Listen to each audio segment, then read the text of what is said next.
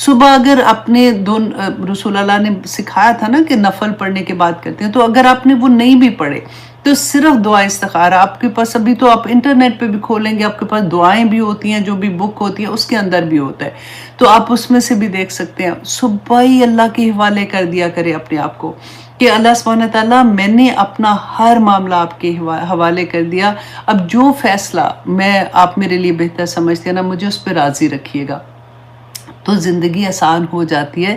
لیکن ایک میں بات بتا دوں کہ ہر انسان اسی طرح کی کسی نہ کسی سچویشن سے آج نہیں تو کل گزر چکا ہے، کل گزر چکا ہے نا تو اس سے پہلے گزر چکا ہے، تو یہ سارا کچھ ہوتا رہتا ہے۔ اس لیے اپنے آپ کو مضبوط رکھ کے اللہ سبحانہ تعالیٰ سے مدد مانگ کے، کیونکہ مدد مانگے بغیر کچھ ہونا کوئی نہیں ہے نا، کرنا تو اللہ کی ذات نے۔ تو انشاءاللہ جی میں نے سوچا کہ میں یہ بات پہلے سے بتا دوں، کیونکہ آج کی کلاس میں بھی انشاءاللہ ہم اسی کے بارے میں پڑھیں گے اور سیکھیں گے بھی، اور کوشش کریں گے کہ کیسے ہم نے اپنی زندگی میں بہترین چیزوں کو لے کے آنا ہے۔ سب سے پہلے ہم حدیث سے شروع کرتے ہیں۔ مسند احمد کی حدیث ہے 8790۔ اچھا، اس حدیث میں آپ یہ دیکھیں گا کہ رسول اللہ، کیونکہ ہم اتنا درود شریف آج کل پڑھ بھی رہے ہوتے ہیں، ایک ہوتا ہے نا کہ ایک ٹائم ایسا آتا ہے، کیونکہ ہمیں پتہ ہوتا ہے کہ اچھا جی رسول اللہ صلی اللہ علیہ وسلم اس مہینے میں پیدا ہوئے تھے، تو اور بھی دل چاہتا ہے کہ ہم کیا کریں، تو ہم کیسے ان کو تحفہ بھیجیں۔ یوزلی عادت ہوتی ہے پڑھنے کی، لیکن اس مہینے میں اور زیادہ دل ہوتا ہے پڑھنے کا۔ تو میں ہمیشہ یہ سوچتی ہوں کہ دیکھیں کہ ہمیں یہ پتہ ہے نا، آج کی حدیث میں بھی انشاءاللہ ہم دیکھتے ہیں کہ ہمارا جو بھی ہم درود پڑھتے ہیں نا، رسول اللہ صلی اللہ علیہ وسلم کے پاس وہ پیش کیا جاتا ہے۔ اب پہلے چلے حدیث دیکھتے ہیں، پھر انشاءاللہ اس کے بارے میں بات کرتے ہیں کہ حضرت ابو ہریرہ رضی اللہ عنہ بیان کرتے ہیں کہ رسول اللہ صلی اللہ علیہ وسلم نے فرمایا کہ میری قبر کو جشن منانے کی جگہ نہ بنانا۔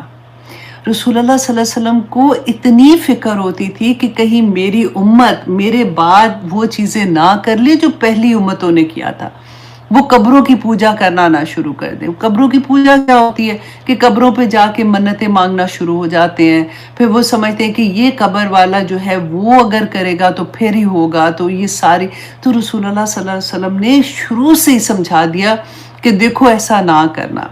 اب دیکھیں، ہم دیکھتے ہیں نا کہ رسول اللہ صلی اللہ علیہ وسلم کا جو قبر مبارک ہے وہ مسجد نبوی کے اندر ہے، کیونکہ وہ کچھ احادیث میں ہم پڑھیں گے انشاءاللہ نیکسٹ ٹائم، میں وہ بھی آپ کے سامنے رکھوں گی کہ قبروں کو عبادت کی جگہ نہ بنانا۔ تو ہمارے ذہن میں یہ آتا ہے کہ ہم جب جاتے ہیں مسجد نبوی میں تو وہ تو مسجد بھی ہے اور وہاں پہ ہے، تو کیونکہ مسجد پہلے چھوٹی تھی، مسجد علیحدہ تھی، اور رسول اللہ صلی اللہ علیہ وسلم حضرت عائشہ رضی اللہ عنہا کے حجرے میں ان کو دفن کیا تھا نا، تو اس وجہ سے وہ جب مسجد ایکسپینڈ کرنے کا وقت آیا تھا، ایسا ایسا مسجد بڑی ہوتی گئی، تو اس سائڈ پہ وہ چیز جو ہے وہ مسجد کے اندر آ گئی تھی۔ لیکن رسول اللہ صلی اللہ علیہ وسلم نے خاص طور پہ بار بار یہ فرمایا کہ میری قبر کو جشن منانے کی جگہ نہ بنانا۔ دوسرا کیا تھا؟ تو اچھا، اگر جشن منانے کی جگہ وہاں نہیں بنانی تو کیا دوسروں کی قبروں کو جشن منانے کی جگہ بنا سکتے ہیں؟ آپ دیکھیں ذرا کہ کیسے ہوتا ہے کہ جی عرس ہو رہا ہے اور پھر ڈھول ہوتے ہیں، پھر دمال ہوتی ہے، پھر وہ اب تو کیونکہ میڈیا اتنا بڑا ہو گیا نا کہ پکچرز پوری ویڈیوز آ جاتی ہے، اور دیکھ کے بندہ شرمندہ ہو جاتا ہے کہ ہائے یہ کیا ہو رہا ہے، مطلب مسلمان آپس میں ایک دوسرے کے ساتھ شرمندہ ہونا شروع ہو جاتے ہیں۔ اور آج کی نسل، کیونکہ بچے بڑے تیز ہیں اس معاملے میں، وہ فوراً کویسچن پوچھنا شروع ہو جاتے ہیں کہ آپ تو یہ بتاتے تھے، آپ تو کہتے ہیں کہ فلاں مذہب میں ایسے ہوتا ہے، تو یہ مذہب ان کے رسم و رواج جو ہوتے ہیں، تو اب یہ دیکھیں یہ کیا ہو رہا ہے، تو بندہ شرمندہ ہی ہوا جاتا ہے۔ اب پھر رسول اللہ صلی اللہ علیہ وسلم نے فرمایا کہ دیکھو اپنے گھروں کو قبرستان نہ بنانا۔ وہ کیسے فرمایا تھا؟ کیونکہ رسول اللہ صلی اللہ علیہ وسلم جو مسجد میں تھے نا، وہ نماز جو فرض نماز پڑھتے تھے، سنت و نوافل جو ہے وہ گھر میں پڑھتے تھے، تو اس لیے رسول اللہ صلی اللہ علیہ وسلم نے فرمایا کہ گھروں کو، جس گھروں میں دیکھیں نماز نہیں پڑھی جاتی نا، وہ قبرستان ہوتے ہیں، تو اپنے گھروں کو قبرستان نہ بنانا۔ اور جہاں کہیں بھی تم ہو مجھ پر درود پڑھتے رہنا، جہاں کہیں بھی تم ہو مجھ پہ درود پڑھتے رہنا، کیونکہ تمہارا درود مجھ تک پہنچتا ہے۔ اب یہ نہیں رسول اللہ صلی اللہ علیہ وسلم نے कह सकते थे ना कि मुझ पे दुरूद पढ़ते रहना, मैं उधर आ जाऊंगा, मैं उधर हाजिर हूँगा, मैं खुद तुम्हारा दुरूद सुनूंगा। ऐसा तो नहीं कहा ना, पहुंचता है। अल्लाह सुब्हाना ताला ने इस दुनिया में कुछ फरिश्ते सिर्फ इसलिए रखे हैं कि जब हम दुरूद शरीफ पढ़ते हैं ना तो वो हमारा दुरूद रसूल अल्लाह सल्लल्लाहु अलैहि वसल्लम को पेश करते हैं और रसूल अल्लाह उसका जवाब भी देते हैं। तो देखिए फिर ऐसा तो नहीं होना चाहिए ना हम तस्वीर पकड़ें और इधर उधर देख रहे हैं। बाज़ लोगों को तो आपने भी देखा, जो हमारे बड़े होते हैं, बुजुर्ग होते हैं, टीवी लगा होता है, सामने ड्रामा देख रहे हैं और साथ वो तस्वीर पढ़ते जाते हैं।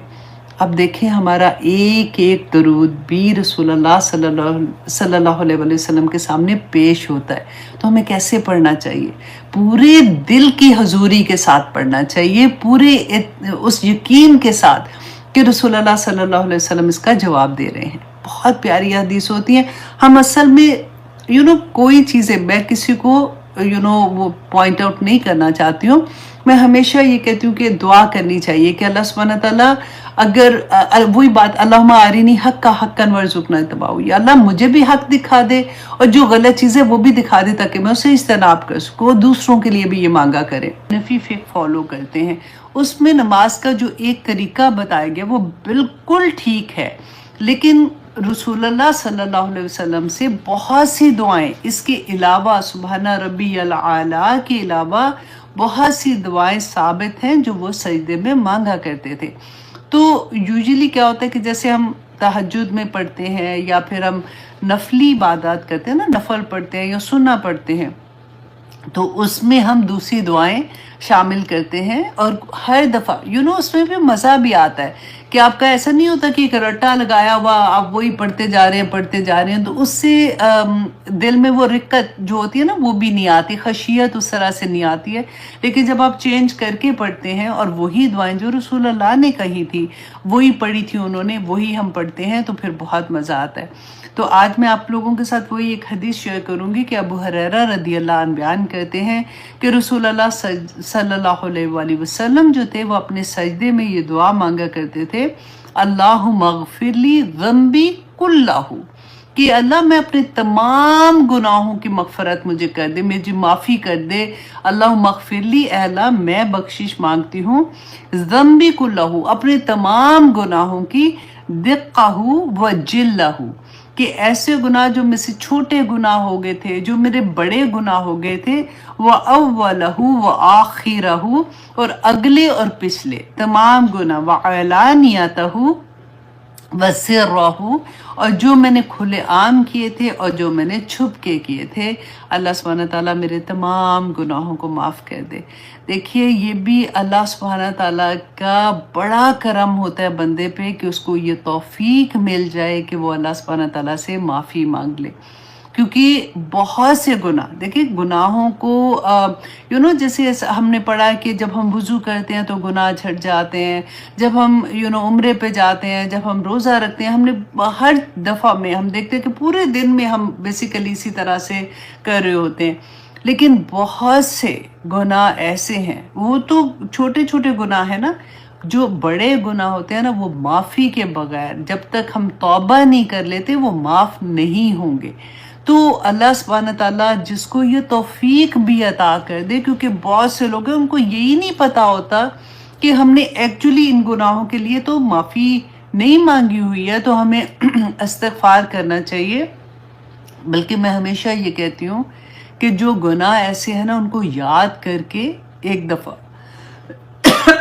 उनको याद करें और फिर अल्लाह सुब्हानहू तआला से उनके लिए माफ़ी मांगे कि या पाक परवरदिगार, उस वक़्त मुझे इल्म नहीं था, मुझे उसकी इंटेंसिटी नहीं पता थी, लेकिन जब मेरे कुरान मेरी ज़िंदगी में खुल गया है या पाक परवरदिगार, तो मैं उन गुनाहों की माफ़ी मांगती हूँ।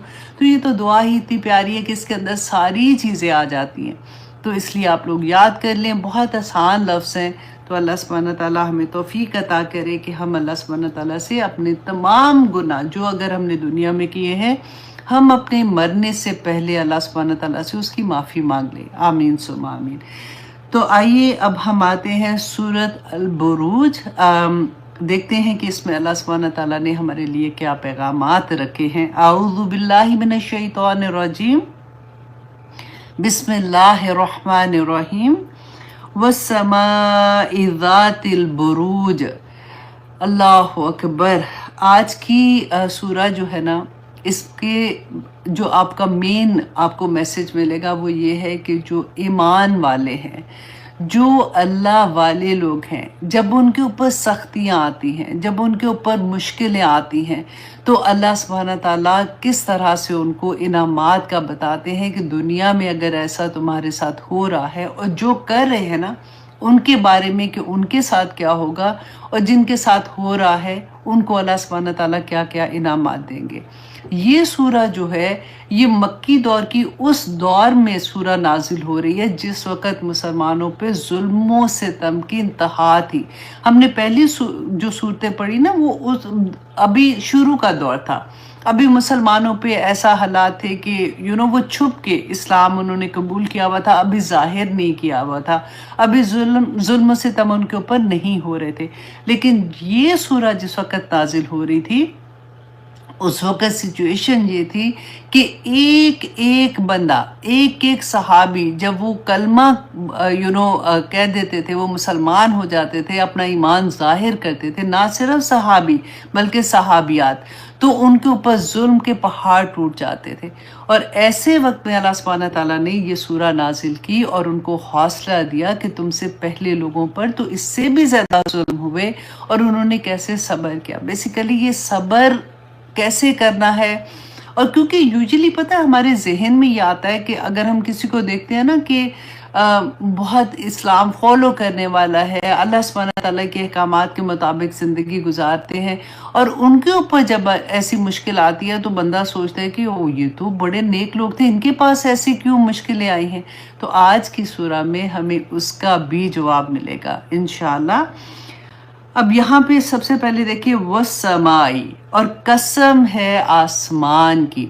सबसे पहले तो हम कसम को देखें कि अल्लाह सुब्हाना ताला जब कसम उठाते हैं, क्योंकि हमने देखा कुरान पाक में अबाउट 20 से ज़्यादा जगहों पे वतूर वसीनीन वाली जो आया है, और अब एक जगह पे तो अल्लाह सुब्हाना ताला ने रसूल अल्लाह सल्लल्लाहु अलैहि वसल्लम की जान की कसम खाई है।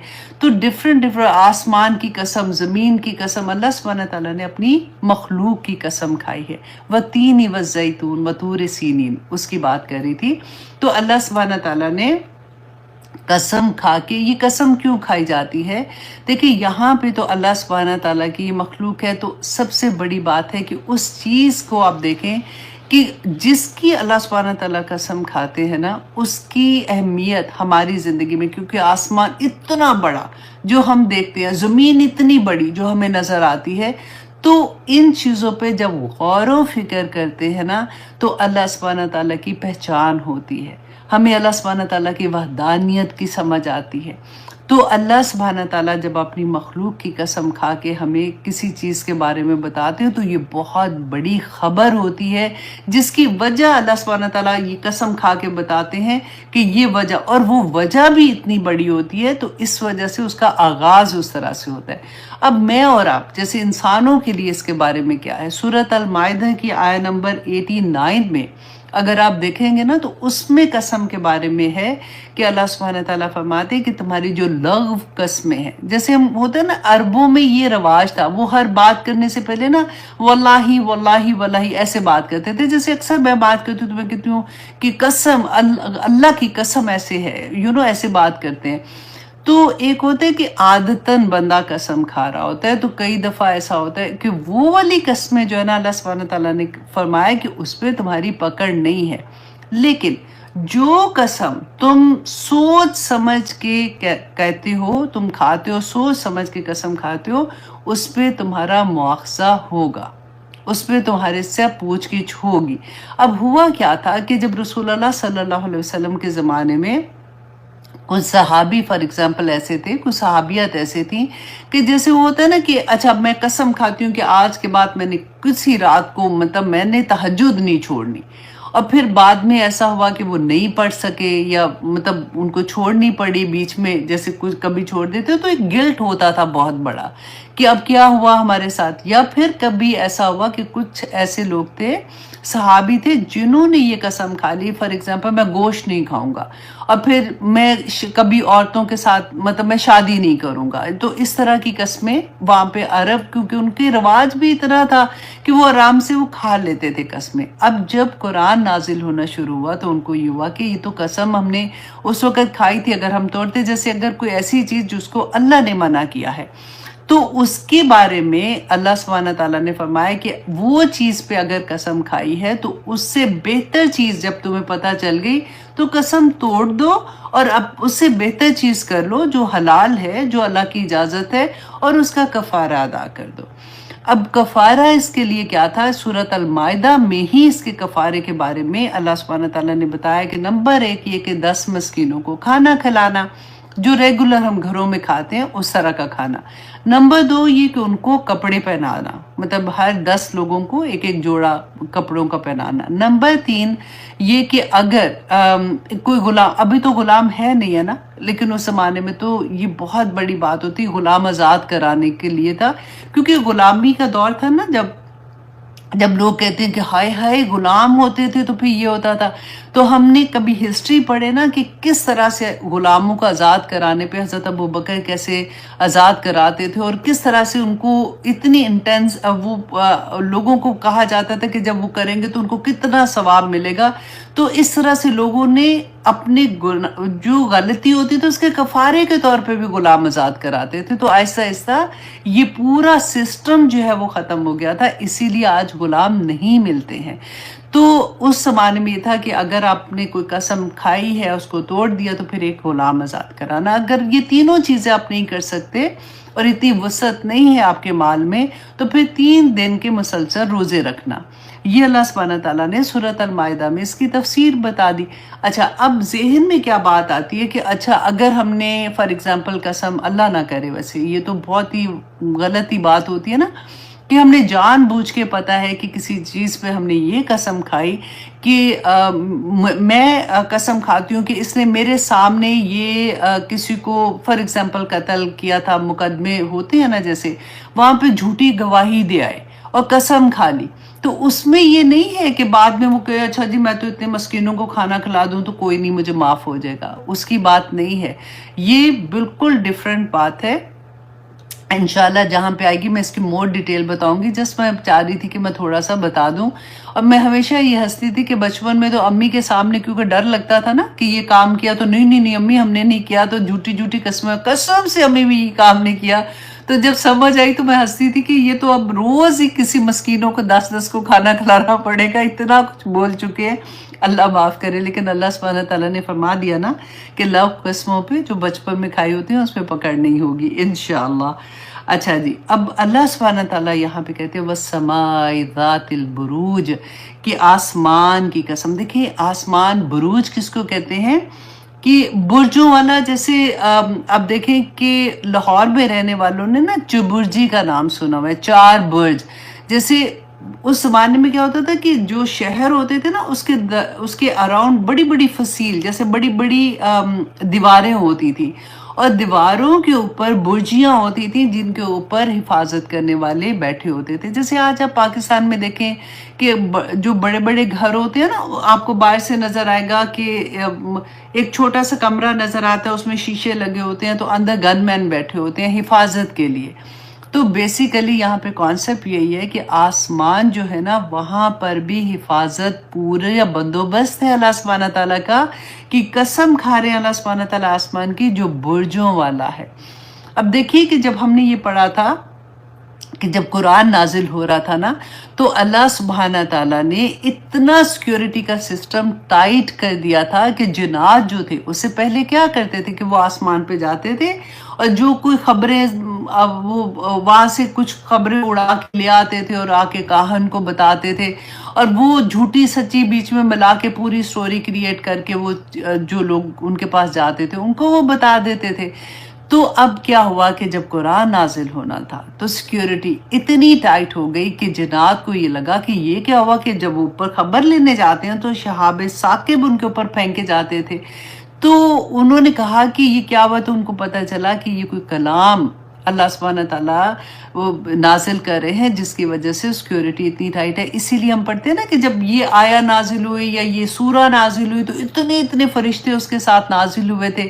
تو یہی وجہ تھی کہ اس کی حفاظت. دیکھیں سبحان اللہ، میرے اور آپ کے ہاتھ میں آج وہ قرآن ہے جو اتنی حفاظتوں کے ساتھ اس دنیا میں، جب کہاں لوح محفوظ سے کیسے وہ آسمان دنیا پہ اور پھر کیسے جبرائیل علیہ السلام رسول اللہ صلی اللہ علیہ وسلم کے دل پہ نازل فرما رہے ہیں، اور کیسے آج وہ میرے اور آپ کے ہاتھ میں، اور آج میں اور آپ اس کو سن رہے ہیں، سمجھنے کی کوشش کر رہے ہیں. اللہ سبحانہ تعالیٰ ہم سب کے وقت کو قبول اور منظور کرے، آمین ثم آمین. تو یہاں پہ اللہ سبحانہ تعالیٰ اس آسمان کی قسم کھا رہے ہیں جو برجوں والا ہے، جس کی حفاظت کی جاتی ہے.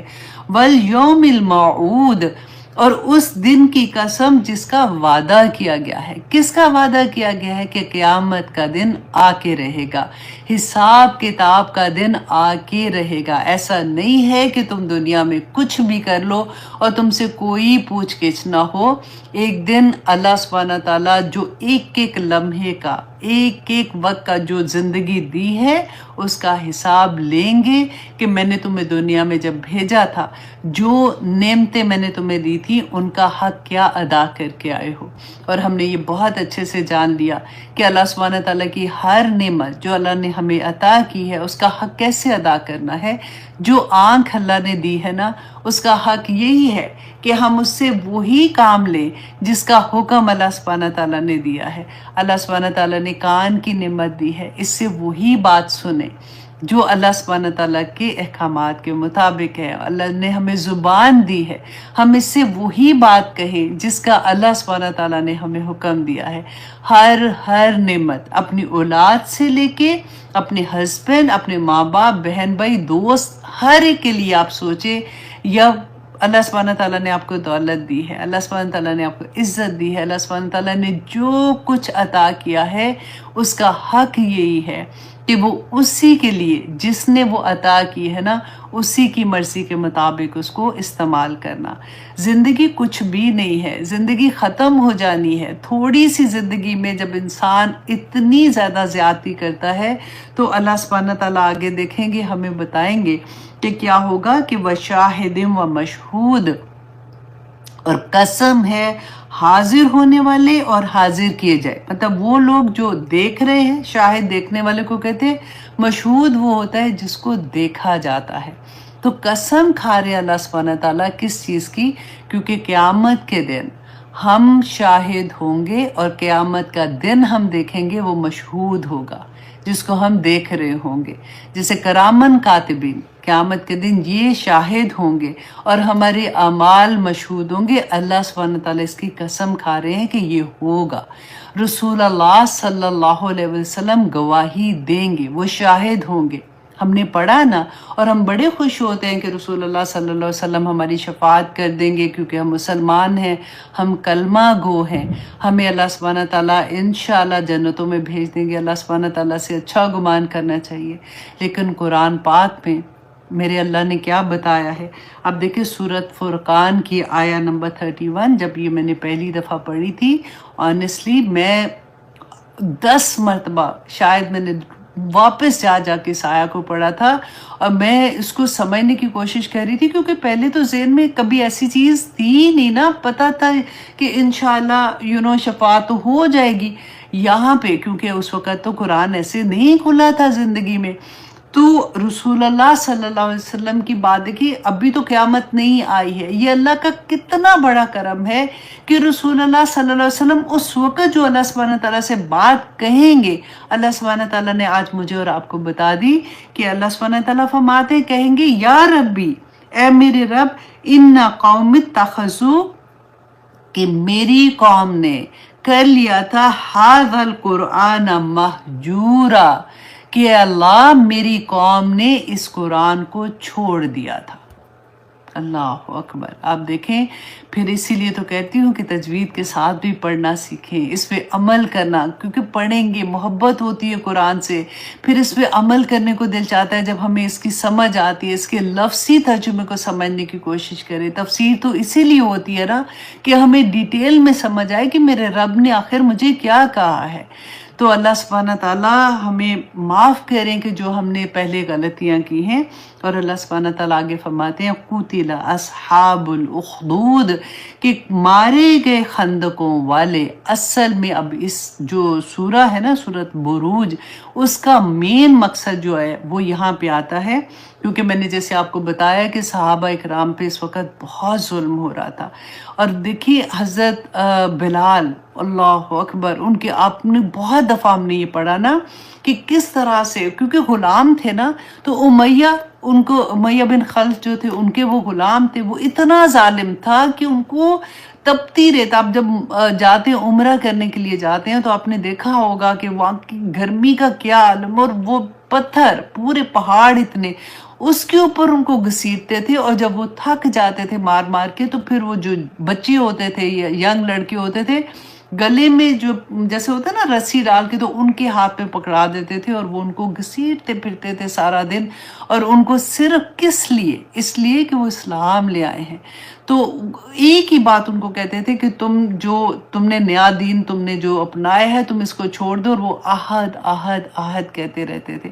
اب میرے اور آپ کے لیے اس میں کیا ہے کہ دیکھیں، ہمارے اوپر تو اللہ نہ کرے ایسی کوئی آزمائش نہیں ہے، لیکن آج آپ دیکھیں دنیا میں، آج آپ پوری دنیا میں دیکھیں، اب تو میڈیا ہمارے سامنے اوپن ہے، آج بھی مسلمانوں کے ساتھ کیا کیا ظلم نہیں ہو رہے. کیوں ہو رہے ہیں؟ کیونکہ وہ ایک اللہ کو مانتے ہیں، نبی صلی اللہ علیہ وسلم کو مانتے ہیں نا. تو وہاں پہ آ کے جب زیادتی ہوتی تو اللہ سبحانہ تعالیٰ یہاں پہ وہی حوصلہ دیں گے کہ یہ جو واقعہ انشاءاللہ میں آپ کو سناتی ہوں. لیکن حضرت بلال رضی اللہ عنہ کا واقعہ اس لیے بتا رہی ہوں کیونکہ یہ اس زمانے میں یہ ہو رہا تھا جب یہ سورہ نازل ہوئی. حضرت صہیب رضی اللہ عنہ، ان کے بارے میں تو کہتے ہیں کہ لوہار تھے، اور ان کو ایک عورت تھی ام انمار، آئی تھنک ان کا نام تھا، مجھے لگتا ہے یہی نام تھا. تو انہوں نے ان کو خرید لیا ہوا تھا، ان کے غلام تھے. تو جب اس کو یہ پتا چلا کہ انہوں نے اسلام قبول کر لیا ہے، جب انہوں نے اپنا اسلام ظاہر کر دیا، تو کہتے کہ وہ سلاخ لیتی تھی لوہے کی اور اس کو بھٹی میں تاپ کے تو ان کے پیچھے ان کی پیٹھ پہ وہ لگاتی تھی، اور وہ جل کے ان کا کہتے ہیں کہ وہ حال تھا کہ حضرت عمر کے زمانے میں ایک دفعہ حضرت عمر ان سے بہت محبت کرتے تھے. تو حضرت عمر نے ایک دفعہ ان سے پوچھا کہ صہیب، کیونکہ باتیں نہیں زیادہ کرتے تھے، تو پوچھا کہ صہیب اس زمانے میں جب اسلام نیا نیا قبول کیا، کیونکہ یہ شروع کی میرا خیال ہے کچھ 6 نمبر ان کا آتا ہے جنہوں نے اسلام قبول کیا تھا، کہ کیا مطلب کوئی واقعہ بیان کرو، کیونکہ جیسے بیٹھتے تھے نا تو وہ آپس میں ایک دوسرے سے بات کرتے تھے. حضرت صہیب نے کچھ نہیں بولا. حضرت عمر نے جب دوبارہ پوچھا نا تو انہوں نے صرف اپنی شرٹ جیسے ہوتے ہیں نا پیچھے سے اوپر اٹھا کے اپنی کمر دکھائی. تو کسی جگہ پہ آپ جلے ہوئے انسان کو آپ نے دیکھا ہے نا، تو گوشت تھا ہی نہیں، پوری سکن پیچھے کی ان کی جلی ہوئی تھی، اور جگہ جگہ پہ سلاخوں کے نشان تھے. اللہ اکبر. اور یہ جو عورت تھی نا ام انمار تھا آئی تھنک ان کا نام، تو ان کو کہتے ہیں کہ کیا ہوا تھا کہ جب ایک زمانہ ایسا آیا کہ ان کو ایسی بیماری ہو گئی تھی کہ سارا وقت وہ چیختی تھی درد سے، کہ سر میں اتنی ان کو درد ہوتی تھی. تو جب ان کے علاج کے لیے بلایا گیا تو انہوں نے اس کا علاج یہ بتایا کہ گرم سلاخ جو ہے جب ان کے سر پہ لگاتے تھے نا تو شاید ان کی نسیں ساری برن ہو جاتی تھی، تو اس سے ان کو کچھ دیر آرام آتا تھا، اور پھر تھوڑی دیر کے بعد وہ ویسے ہی چیخنا شروع ہو جاتی تھی. تو اسی طرح سے کرتے کرتے ان کی موت آئی تھی. اور حضرت بلال، امیہ بن خلف جنہوں نے ان پہ اتنا ظلم کیا تھا، بدر میں انہی کے ہاتھوں قتل ہوئے تھے. تو اللہ سبحانہ تعالیٰ ان کو، کیونکہ جس وقت یہ آیات نازل ہو رہی تھی ابھی تو بدر ہوئی نہیں تھی نا، ابھی تو یہ واقعہ نہیں ہوا تھا، تو ابھی وہ جیسے ہم لوگوں کے اوپر کبھی ایسا ہوتا ہے نا کہ مشکل وقت آتا ہے تو ہمیں نہیں سمجھ آتی ہے کہ اس میں اچھائی کیا ہوگی یا اس میں کیا فائدہ ہو رہا ہے، ہم کئی دفعہ گھبرا جاتے ہیں، تو اللہ سبحانہ تعالیٰ اس وقت ان کو جو تسلیاں دے رہے تھے، بعد میں انہوں نے دیکھا کہ ان لوگوں کے ساتھ بھی کیا کیا ہوا ہے اور ان کو کیسے انعامات اس دنیا میں بھی ملے اور آخرت میں بھی ملے ان کو۔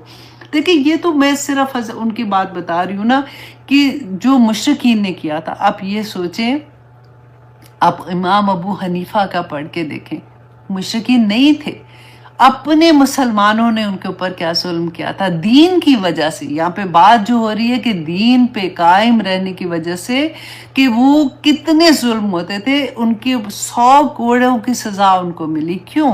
کیونکہ اس وقت کا جو خلیفہ تھا انہوں نے اس کو ایک عہدہ پیش کیا تھا، تو انہوں نے اس کو انکار کر دیا کہ میں قضا کا عہدہ جیسے ہوتا ہے نا قاضی بننا، اس طرح کا عہدہ تھا، انہوں نے انکار کیا کہ نہیں، کیونکہ ان کو یہ پتا تھا کہ حکومت جن لوگوں کے ہاتھ میں ہے وہ غلط کام کر رہے ہیں اور یہ میرے ساتھ مجھے بھی ویسے ہی فیصلہ کرنے پہ مجبور کریں گے، اور انہوں نے جب انکار کر دیا، اور یہ ایک لمبی سٹوری ہے انشاءاللہ کبھی میں سناؤں گی، تو ان کو یہ سزا دی گئی تھی، 100 کوڑے ان کو لگائے گئے، اس کے بعد جیل میں ان کو زہر دے کے مار دیا گیا تھا۔ اللہ اکبر! یہ امام ابو حنیفہ جن کی فقہ ہم پاکستان میں پڑھتے ہیں، ان کا یہ حال تھا۔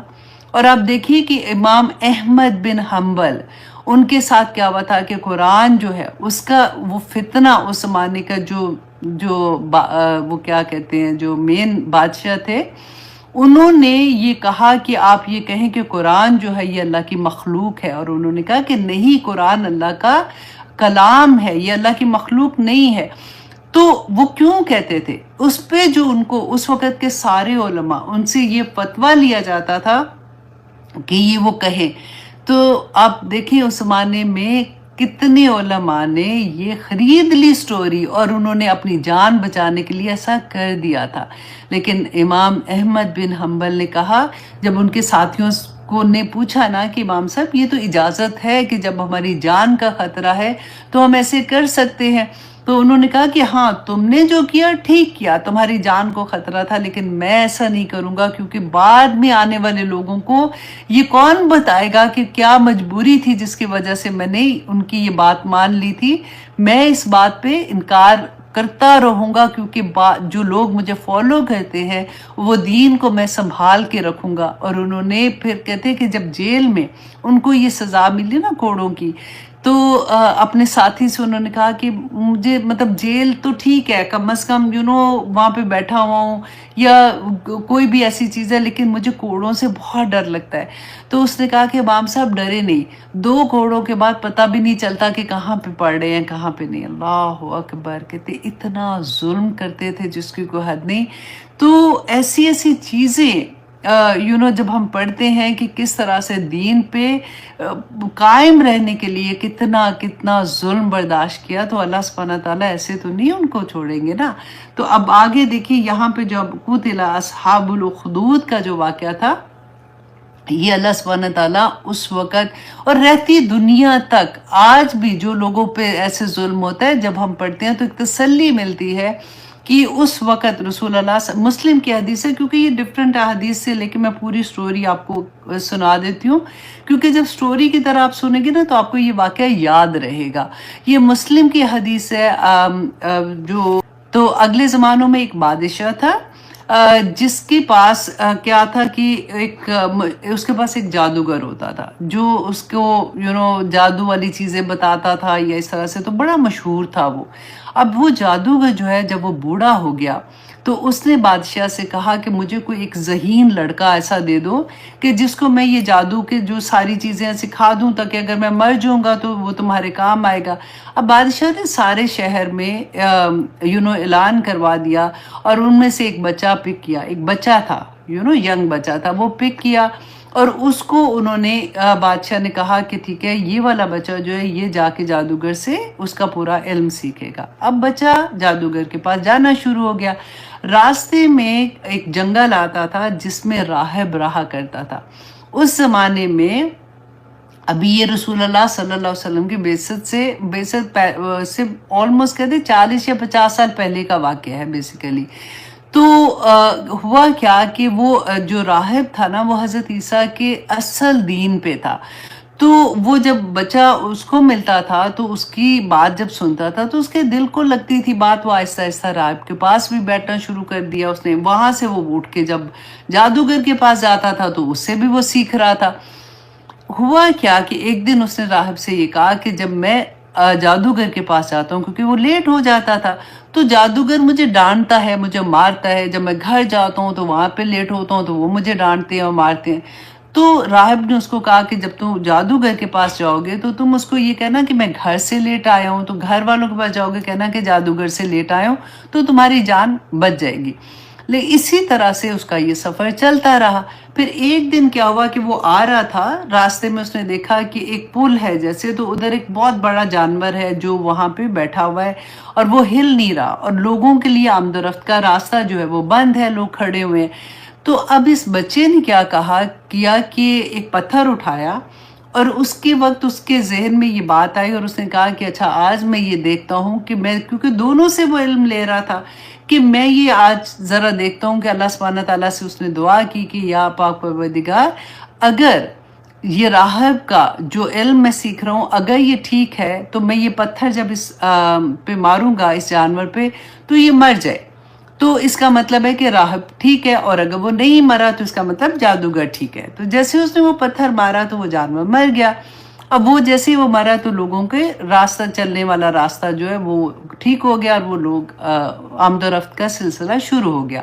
اب جب یہ بچہ واپس راہب کے پاس گیا تو اس نے جا کے یہ بات بتائی, تو اس نے اس کو کہا کہ تمہیں اللہ سبحانہ تعالیٰ نے بیسیکلی چن لیا ہے, اور اب تمہاری منزلیں بہت بلند ہو گئی ہیں, اور تمہیں اب آزمایا جائے گا, لیکن جب تمہیں آزمایا جائے تو میرے بارے میں کسی کو مت بتانا. ٹھیک ہے. اب یہ ہوا کیا, کہتے ہیں کچھ روایات میں یہ بھی آتا ہے کہ اس راہب کے پاس اس میں اعظم تھا, جس کی وجہ سے جو اس نے اس بچے کو دے دیا تھا. اب یہ بچہ جو ہے یہ کیا کرتا تھا کہ جو بیمار ہوتے تھے ان کو شفا مل جاتی تھی, یہ دعا کرتا تھا. جو پیدائشی اندھے ہوتے تھے, جو حضرت عیسیٰ کو معجزے ملے تھے نا, اسی طرح کے کچھ معجزے اس کے پاس بھی آگے کہ کرامات آ گئی نا, جیسے اس کے پاس کہ وہ ہاتھ لگاتا تھا آنکھ پہ تو لوگ دیکھنا شروع ہو جاتے تھے جو پیدائشی اندھے ہوتے تھے. اب ہوا کیا کہ اس کا نام جو ہے آہستہ آہستہ ساری جگہوں پہ مشہور ہو گیا کہ یہ بچہ جو ہے وہ یہ کرتا ہے, اس طرح سے کرتا ہے. اب بادشاہ نے تو یہ سوچا کہ کیونکہ یہ جادوگر کے پاس جاتا ہے تو یہ جادو کی وجہ سے کر رہا ہے. اچھا, اب ہوا کیا کہ بادشاہ کا ایک وزیر وہ اندھا تھا, وہ اس کو جب پتہ چلا تو اس بچے کے پاس بے انتہا تحفے تحائف لے کے گیا, اور اس نے اس کو کہا کہ اگر تم مجھے ٹھیک کر دو گے تو یہ سارے تحفے میں تمہیں دے دوں گا. اس بچے نے یہ کہا کہ میں کسی کو ٹھیک نہیں کرتا, وہ میرا اللہ ہے جو شفا دیتا ہے. تو تم یوں کرو کہ تم اگر مطلب کلمہ پڑھ لیتے ہو, جسے ہم اپنی زبان میں کہتے ہیں نا, اگر تم اللہ سبحانہ تعالیٰ کو مانتے ہو تو پھر میں تمہارے لیے دعا کروں گا, تم ٹھیک ہو جائے گے. اس نے وزیر نے کہا کہ ٹھیک ہے. اس نے کہا کہ میں اللہ پر ایمان لاتا ہوں, اور اس نے جب اس کے لیے دعا کی تو وہ ٹھیک ہو گیا. اب وزیر جب بادشاہ کے پاس جاتا ہے, آج کی ویسے کلاس میں سٹوریز ہے بہت زیادہ. اچھا, بادشاہ کے پاس جاتا ہے, بادشاہ اس کو کہتا ہے کہ او تم تو ٹھیک ہو گئے ہو, یہ کیا ہوا؟ تو وہ وزیر کہتا ہے کہ مجھے میرے رب نے ٹھیک کیا. تو اس نے کہا, بادشاہ حیران ہو کے کہتا ہے کہ تمہارے رب نے کیا مطلب تم میرے علاوہ بھی کسی کو رب مانتے ہو؟ تو اس نے کہا کہ ہاں, تمہارا اور میرا رب ایک اللہ ہے. تو بادشاہ کو بہت غصہ آیا. بادشاہ نے کہا یہ کیا ہوا؟ اس نے اپنے جو وہاں پہ لوگ تھے, جو اس کے سپاہی تھے, ان کو اس نے آرڈر کیا کہ اس کو پکڑ لو, اور جب تک یہ توبہ نہیں کرتا اور یہ مجھے اپنا رب نہیں مانتا, اس کو مارو, اور اسے پوچھو کہ یہ اس کو کس نے بتایا, کس نے سکھایا. جب اس پہ ظلم ہونے لگا, اتنا ظلم ہوا کہ اس نے پھر اس بچے کے بارے میں بتایا کہ مجھے اس نے یہ بتایا تھا. اچھا، اب بادشاہ نے اس بچے کو بلایا اور اس کو پوچھا کہ جو تمہیں جادوگر نے سکھایا تھا اب تم اس قابل ہو گئے ہو کہ تم لوگوں کا ایسے علاج کرنا شروع ہو گئے اور لوگوں کو ٹھیک کرنا شروع ہو گئے؟ تو اس نے کہا کہ نہیں، جادوگر نے نہیں بتایا مجھے، میرے اللہ جو ہے وہ اس نے شفا دیتا ہے، میں تو اس سے دعا کرتا ہوں۔ سیم کوشچن اسے پوچھا کہ تمہارا رب کون ہے، تم کس کو مان رہے ہو، تم میرے علاوہ کسی کو مانتے ہو؟ اس نے کہا کہ ہاں، میرا اور تمہارا رب اللہ ہے۔ بادشاہ نے اس کو بھی لوگوں کو حکم دیا جو اس کے سپاہی تھے کہ اس کو پکڑو اور اس کو مارو جب تک یہ مانتا نہیں ہے۔ تو جب اس کو مارا کہ پوچھا کہ یہ تمہیں کس نے کہا ہے، تو اس نے پھر اس راہب کے بارے میں بتا دیا۔ جب راہب کو پکڑ کے لائے تو سیم وہی سٹوری اس کے ساتھ ہوتی ہے۔ اب یہ 3 لوگ ہیں۔ بادشاہ نے ان کو سبق سکھانے کے لیے سب سے پہلے کیا کیا کہ اس راہب کو پکڑا اور ان کو پکڑ کے تو اپنے سپاہیوں کو حکم دیا، اپنے جلاد کو حکم دیا بیسیکلی کہ وہ ایک آرا لے کے آئے اور ان دونوں کے سامنے اس کو سر سے لے کے اس کے 2 حصے کر دیے اور اس کو ختم کر دیا۔ اور اس نے کہا کہ اگر تم لوگ اب یہ بات نہیں مانتے ہو کہ میں تمہارا رب ہوں، اور اگر تم اپنے اس دین پہ قائم رہو گے کہ جو تم کہتے ہو کہ تمہارے میرے علاوہ کوئی رب ہے، تو تمہارا بھی یہی حال ہوگا، تو تم توبہ کرو اس بات سے۔ انہوں نے کہا کہ نہیں، ہمارا رب اللہ ہی ہے۔ تو جب وہ اپنی بات پہ قائم رہے تو پھر جو بادشاہ ہے اس نے راہب کے ساتھ اس نے اپنے وزیر کے ساتھ بھی یہی کیا اور بچہ یہ دیکھ رہا تھا۔ اب یہاں پہ اللہ سبحانہ تعالیٰ جو بات بتانا چاہ رہے ہیں، سمجھانا چاہ رہے تھے کہ دیکھیں ایک راہب تھا، ایک عالم دین بیسیکلی اس زمانے میں، تو وہی مسلمان تھے نا، اور دوسری طرف بادشاہ کا وزیر جو اتنی بڑی پوسٹ پہ تھا، اور یہ ایک بچہ تھا، اور وہ بھی اپنی ایمان پہ کیسے قائم رہا۔ ورنہ تو اب اپنے اوپر رکھ کے دیکھیں نا ذرا، تو پھر احساس ہوتا ہے کہ پتہ چلتا ہے کہ اس وقت کیا سچویشن ہوگی۔ اب اس بچے کو جب وہ مارنے لگے تو بچے کو وہ نہیں مار سکے۔ نمبر 1 یہ کہ اس نے بادشاہ نے کہا کہ اس کو تم پہاڑ پہ لے جاؤ، اس کو پہاڑ کی چوٹی سے جا کے اس کو پوچھنا کہ اگر یہ توبہ کر لیتا ہے اور اگر یہ مجھے ہی اپنا رب مانتا ہے تو اس کو واپس لے آنا، اور اگر یہ نہیں مانتا تو اس کو اوپر سے نیچے پھینک دینا۔ اب وہ بچے کو لے کے جاتے ہیں، بچہ راستے میں اللہ سبحانہ تعالیٰ سے دعا کرتا ہے، اور یہ دعا بہت پیاری ہے، آپ لوگ بھی یاد کر لیجئے گا۔ اللہم اکفنی بما شئت، اے اللہ تو میرے لیے کافی ہو جا جس طرح سے تو چاہتا ہے۔ اب یہ بچے نے دعا مانگی تو کہتے ہیں پہاڑ ہلنے لگا اور وہ جو لوگ اس کو پکڑ کے لائے تھے وہ گر گئے نیچے اور وہ مر گئے، اور بچہ چلتا ہوا واپس بادشاہ کے پاس آتا ہے۔ اب بادشاہ نے اس کو دیکھا تو اس نے کہا کہ ان کا کیا ہوا جو تمہارے ساتھ تھے؟ تو اس نے کہا کہ اس کو اللہ سبحانہ تعالیٰ سے میں نے دعا کی تھی اور وہ تو ختم ہو گئے، اس طرح سے وہ مر گئے اور میں تمہارے پاس زندہ سلامت آ گیا ہوں۔ بادشاہ نے پھر دوسرے لوگوں کو بلایا، اپنے کچھ اور سپاہیوں کو، اور اس کو کہا کہ اس کو کشتی میں بٹھاؤ اور پانی کے بیچ میں، سمندر کے بیچ میں لے جا کے اس سے پھر یہ کویشچن پوچھنا کہ اگر یہ مان جاتا ہے تو ٹھیک ہے، ادروائز اس کو پھینک آنا۔ اللہ اکبر، اتنی سٹوری لمبی ہے لیکن یہ بتانی ضروری ہے ساری کی ساری، کیونکہ اخدود کا واقعہ ہے نا۔ تو اچھا، اب کیا ہوا کہ اس کو جب لے کے گئے تو اگین بچے نے یہی دعا کی، اللہم اکفنی، اے اللہ تو میرے لیے کافی ہو جا، بما شئت، جیسے تو چاہے۔ پھر کیا ہوا کہ کشتی ہلی اور وہ جو لوگ تھے وہ پانی میں گر گئے، مر گئے، اور یہ بچہ اسی طرح سے واپس آ گیا۔ پھر بادشاہ کے پاس آتا ہے، بادشاہ اس کو دیکھ کے پوچھتا ہے تو وہ اگین وہی سوال جواب دیتا ہے۔ اب وہ بادشاہ کو کہتا ہے کہ اگر تو مجھے مارنا چاہتا ہے نا تو ایک کام کر کہ تو مجھے مار ویسے نہیں سکے گا، میں تجھے بتاتا ہوں کہ تو نے کیا کرنا ہے۔ تو بادشاہ تو چاہتا تھا کہ اس کو مارے کسی طرح سے، یہ نہ ہو کہ یہ تو لوگوں میں اسی طرح سے بات پھیل گئی تو لوگ تو مجھے ماننے سے انکار کر دیں گے، تو یہ تو لوگ اس کے پیچھے لگ جائیں گے کیونکہ اس کے پاس کرامات بھی ہیں۔ تو وہ اس کو کسی بھی حال میں ختم کرنا چاہتا تھا۔ تو اس بچے نے کہا کہ یوں کرو کہ پورے شہر کو ایک جگہ پہ ایک میدان میں اکٹھا کرو، مجھے سولی پہ چڑھاؤ، اور میرا جو تیر ہے نا وہ نکالو، اور تیر نکالنے کے بعد پھر تم یہ پڑھو گے کہ بسم اللہ ربی حاضل غلام، کہ میں اس بندے اللہ کے نام سے یہ جو تیر ہے نا، میں اس بچے کے جو رب ہے اس کے نام سے میں یہ تیر اس کو مارتا ہوں، تو پھر میں مر جاؤں گا۔ ٹھیک ہے، بادشاہ نے کہا ٹھیک ہے۔ اب بادشاہ کو تو نہیں پتا تھا کہ اللہ سبحانہ تعالیٰ اس سے کتنا بڑا کام لے رہے ہیں۔ اب دیکھیں یہ بچہ ہے، بچے کی سٹوری ہے۔ اچھا، اب وہ کیا ہوا کہ اسی طرح سے لوگوں کو اکٹھا کیا گیا۔ بادشاہ نے جب یہ پڑھا کہ بسم اللہ ربی ھذا الغلام، تو پھر تیر جب چلایا تو بچہ مر گیا۔ اب جتنے لوگ بھی وہاں پہ دیکھ رہے تھے وہ سارے کے سارے اسلام لے آئے۔ انہوں نے کہا کہ یہ تو اس بچے کا رب جو ہے، کیونکہ وہ تو پہلے دیکھ رہے تھے نا کہ جیسے وہ ٹھیک کر رہا تھا سب کو اور اس کے پاس کرامات تھی، پھر بادشاہ کا واقعہ یہ تو ہو رہا تھا وہاں پہ اور لوگ سن رہے تھے اس کے بارے میں۔ تو انہیں جب یہ پتہ چلا، تو جب سارے اسلام لے، کچھ دن کے بعد جب بادشاہ کو یہ خبر پہنچی کہ پورا شہر جو ہے اس میں لوگ جو ہیں وہ تو اللہ کو ماننا شروع ہو گئے، وہ کہتے ہیں ان کا رب اللہ ہے، تو یہ بادشاہ جو تھا اس نے یہ آرڈر کیا کہ جگہ جگہ پہ خندقیں کھدوائی جائے اور اس میں آگ کے الاؤ جلائے جائے، ایندھن جلایا جائے، اور سب جو یہ نہیں مانتا، جو اس بات پہ اصرار کرے گا کہ اس کا رب اللہ ہے، کہ میں اس کا رب نہیں ہوں، تو اس کو اس جلتی ہوئی آگ میں پھینک دیا جائے۔ تو کہتے ہیں کہ پورا شہر اس طرح سے آگ میں پھینکا گیا۔ اور اللہ سبحانہ تعالیٰ آگے اسی کا واقعہ بیان کریں گے کہ آخر میں ایک عورت تھی، اس کی گود میں ایک چھوٹا بچہ تھا، وہ ماں تھی نا، تو وہ گھبرا رہی تھی اور وہ ڈر رہی تھی کہ میں کسی طرح سے بچ جاؤں، تو وہ بچہ بولا تھا۔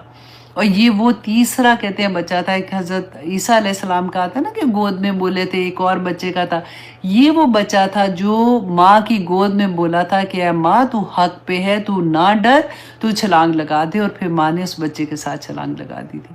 اچھا، یہ ایک واقعہ آتا ہے، اور ایک اور واقعہ یہاں پہ ایک اور آتا ہے، یہ بھی رسول اللہ صلی اللہ علیہ وسلم کی بعثت سے آلموسٹ 40-50 سال پہلے کا واقعہ ہے، کہ کہتے ہیں کہ یمن کا ایک بادشاہ تھا جو مدینہ آتا ہے، مدینہ میں اس وقت یہودی تھے، تو وہ ان سے امپریس ہوتا ہے اور وہ اپنا جو یہودیت قبول کرتا ہے، اور جاتے ہوئے بنو قریظہ سے 2 علماء کو لیتا ہے اور اپنے واپس یمن میں جاتا ہے، اور وہاں پر لوگوں کو وہ یہودیت کے بارے میں بتاتے ہیں۔ تو پورا شہر، اس زمانے میں یہ ہوتا تھا نا کہ اگر بادشاہ کے دین پہ سارے ہو جاتے تھے، تو سارے کے سارے یہودی ہو گئے۔ اب کیا ہوا کہ بادشاہ کا ایک بیٹا تھا جس کا نام ذو نواس تھا، ذو نواس سین کے ساتھ ہے، ذو نواس تھا، اور یہ بہت شدت پسند تھا۔ ہوا کیا کہ بادشاہ جب فوت ہو گیا، مر گیا، تو اس کے بعد یہ ذو نواس جو تھا، اس نے نجران کے شہر پر حملہ کیا، کیونکہ نجران میں اس وقت عیسائی رہا کرتے تھے۔ اس نے وہاں پہ جا کے لوگوں کو زبردستی یہودیت کا قبول کرنے کے لیے کہا، لوگوں نے انکار کیا، تو اس نے وہاں پہ خندقیں کھودی اور پھر اسی طرح سے آگ جلائی اور لوگوں کو اس آگ میں پھینکا جنہوں نے یہودیت قبول نہیں کی تھی۔ تو یہ واقعہ 2 آتے ہیں، لیکن آج میں آنیسٹلی کہتی ہوں کہ آج اب اگر ہم دیکھتے ہیں تو کس طرح کے واقعات ہمارے سامنے آتے ہیں، آج کی دنیا میں بھی وہی کچھ ہوتا ہے۔ اللہ اکبر۔ اللہ سبحانہ تعالیٰ آگے بتا رہے ہیں النار ذات الوقود، اور وہ جو آگ تھی نا، وہ ایندھن والی آگ، اذ ہم علیہا قعود، کہ جب وہ اس کے اوپر بیٹھے ہوئے تھے، کہ وہ لوگ جو تھے جو ان کو جلا رہے تھے، وہ مومنین کا تماشا دیکھ رہے تھے جب ان کو آگ میں پھینک رہے تھے۔ اور اللہ سبحانہ تعالیٰ فرماتے ہیں وَهُمْ عَلَى مَا يَفْعَلُونَ بِالْمُؤْمِنِينَ شَهُودٌ، اور جو وہ مومنوں کے ساتھ کر رہے تھے نا، اس پہ وہ خود گواہ تھے۔ اب یہاں پہ دیکھیے کہ ان کی گواہی کہ قیامت کے دن ان کو اور کوئی گواہی کی ضرورت نہیں ہوگی، ان کے اپنا عمل جو ہے نا، یہ وہ ان کے لیے دوزخ میں جانے کے لیے کافی ہوگا کہ وہ خود گواہی دے گا کہ انہوں نے مومنین کے ساتھ وہاں پہ کیا کیا تھا۔ اور آگے اللہ سبحانہ تعالیٰ فرماتے ہیں وَمَا نَقَمُوا، اور نہیں انہوں نے انتقام لیا منہم ان کے ساتھ، الا مگر اس وجہ سے ان یؤمنوا باللہ العزیز الحمید، کہ وہ اللہ سبحانہ تعالیٰ پر جو کہ عزیز زبردست ہے اور خود اپنی ذات میں تعریف کیا ہوا ہے، کہ وہ اس پر ایمان لائے، اس وجہ سے انہوں نے ان کے ساتھ یہ ظلم کیا تھا۔ اللہ اکبر، اللہ اکبر۔ اب آگے دیکھیے اللہ سبحانہ تعالیٰ کہتے ہیں الذین لہ ملک السماوات والارض، کہ اللہ کون ہے؟ جس پر وہ ایمان لائے ہیں وہ تو آسمان و زمین کا مالک ہے.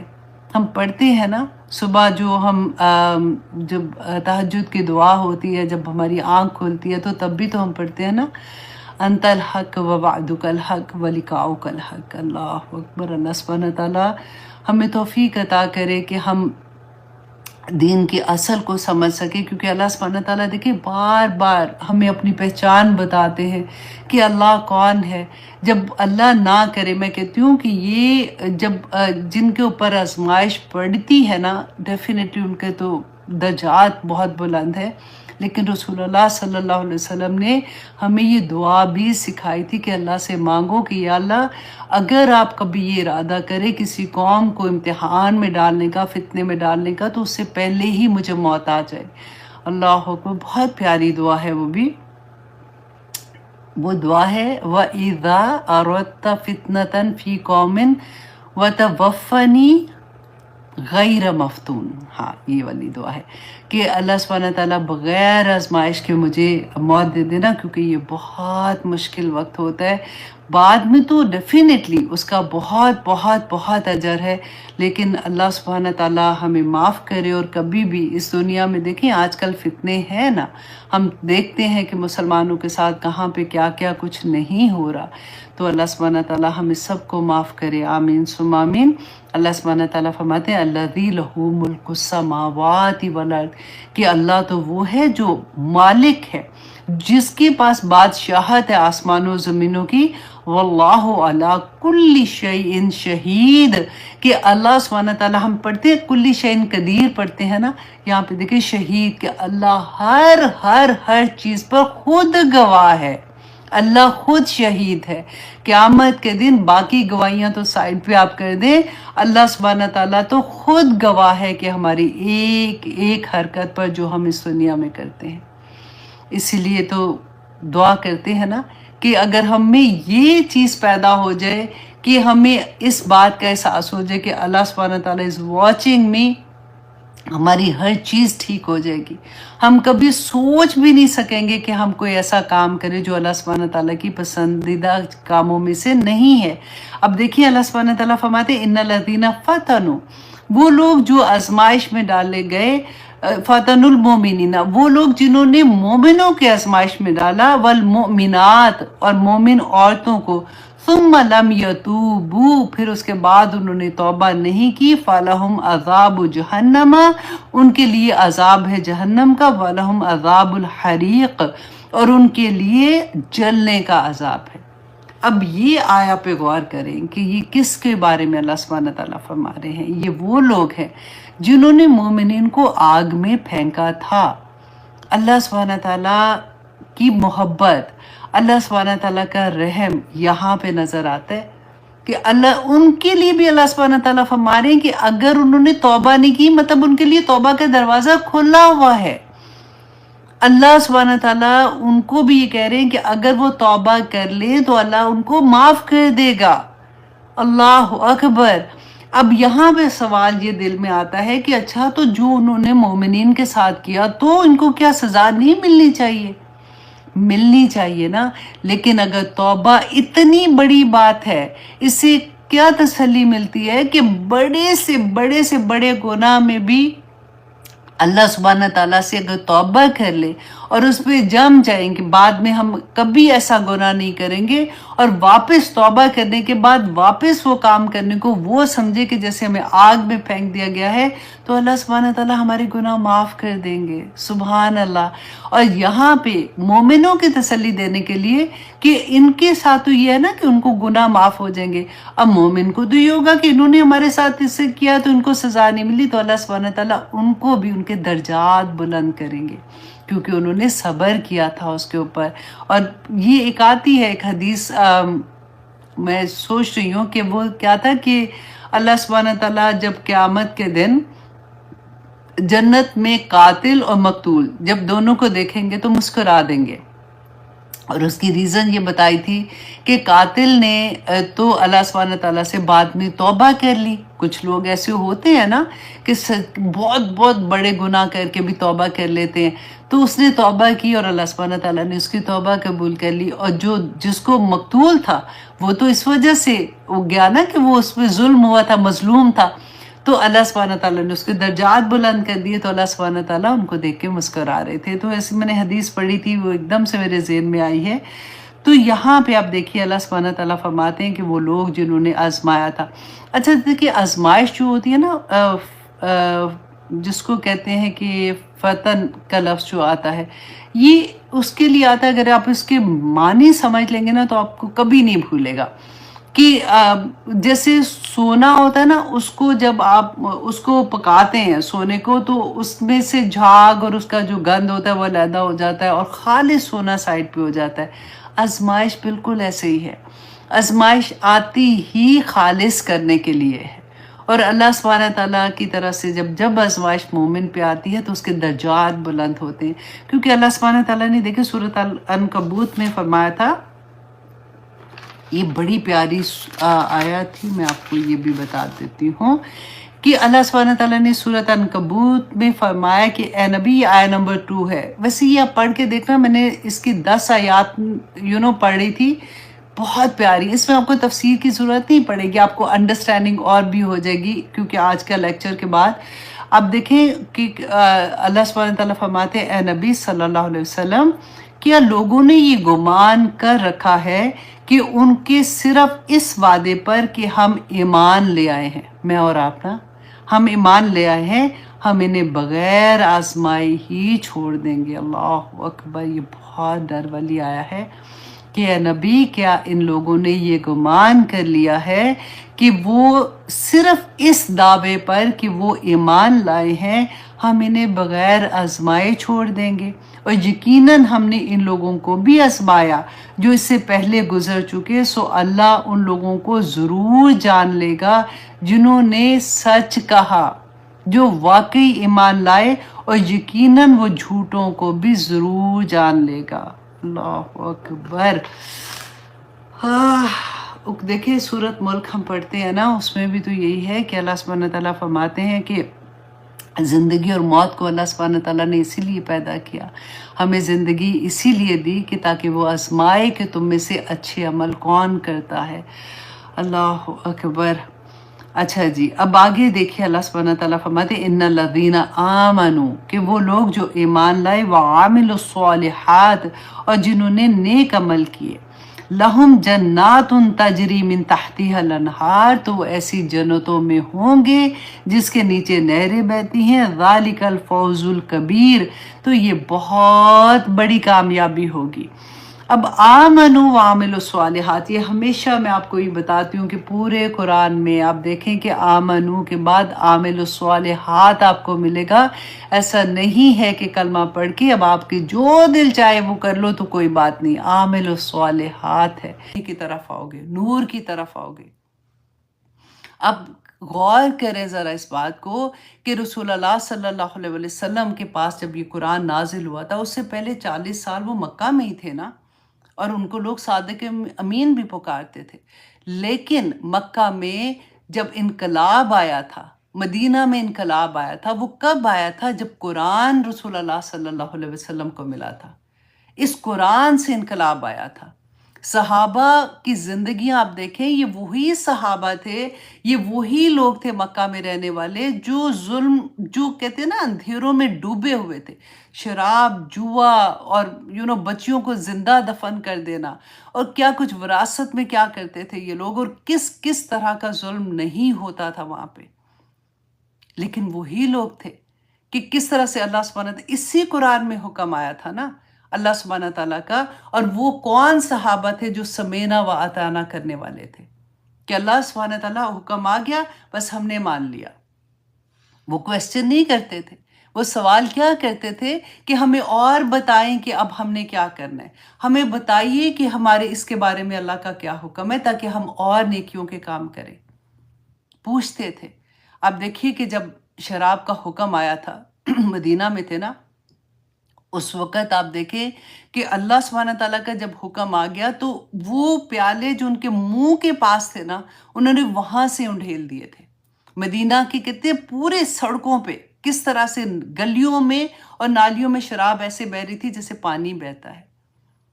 وہ لوگ جو اپنی بیٹیوں کو زندہ دفن کر دیتے تھے، وہ اپنی بیٹیوں کے کیسے محافظ بن گئے، کیسے وہ کہتے تھے یہ بیٹیاں ہمارے لیے رحمت ہیں۔ رسول اللہ صلی اللہ علیہ وسلم کے پاس ایک صحابی بیٹھے تھے، وہ اپنا واقعہ بیان کر رہے تھے اور رسول اللہ صلی اللہ علیہ وسلم رو رہے تھے اتنا کہ ان کی پوری داڑھی مبارک جو ہے وہ آنسوں سے بھیگ گئی تھی، اور وہ بتا رہے تھے کہ یا رسول اللہ میری بیٹی تھی، بہت پیاری تھی، جب میں اس کو بلاتا تھا وہ بھاگ کے آتی تھی۔ ایک دن میں نے اس کی ماں کو کہا اس سے تیار کر دو، اس نے سوچا کہ میں اس کو سیر کرانے کے لیے یا کسی کو ملانے کے لیے لے کے جا رہا ہوں۔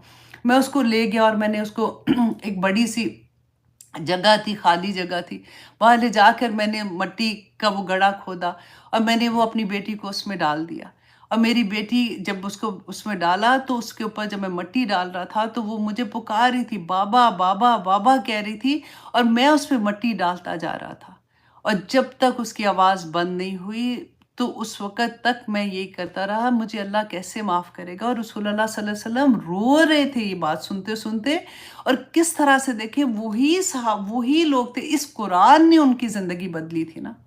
آج ام المومنین ام سلمہ کے بارے میں آپ نے پڑھا تھا، تو کیا ہوا تھا آخر ان کی زندگیوں میں؟ اچھے بھلے گھر تھے، اچھے بھلے فیملیز تھیں، عزت مل ہی رہی تھی نا ان کو، کھانا پینا بھی اچھا تھا، سب کچھ چھوڑ چھاڑ کے کس طرح سے اللہ سبحانہ تعالیٰ کے لیے سمینا و اطاعنا کرنے والے لوگ بن گئے تھے۔ اللہ سبحانہ تعالیٰ ان کی زندگیوں میں آپ دیکھیں ہمیں کیوں مشکل لگتا ہے، ہم کیوں بار بار یہ کہتے ہیں کہ ہاں میرا دل چاہتا ہے کہ میں بھی ایسی بن جاؤں، آپ ہمارے لیے دعا کریں۔ ہم ایک دوسرے کو یہی کہتے رہتے ہیں کہ میرا دل چاہتا ہے لیکن میں نہیں کر سکتی۔ کیوں نہیں کر سکتے؟ کیونکہ ہمیں دنیا کی محبت اپنی طرف کھینچتی ہے، ہمارے پاس ابھی تک ہمیں آخرت کا وہ ڈر ہی نہیں ہے۔